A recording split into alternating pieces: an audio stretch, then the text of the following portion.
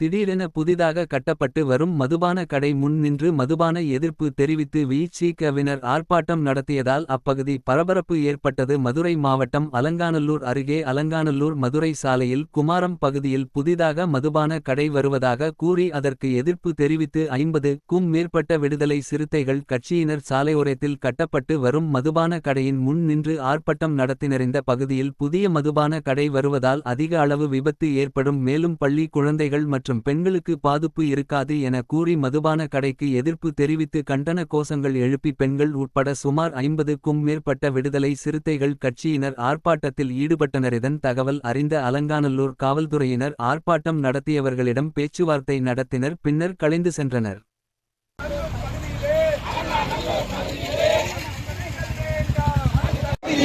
அலங்காநல்லூர் பகுதியிலே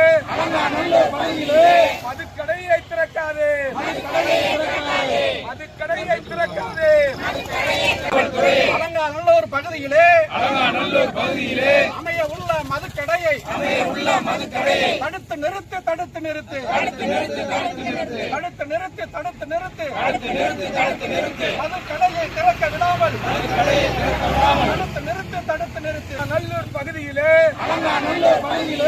மதுக்கடையை திறக்காதே, மதுக்கடையை திறக்காதே.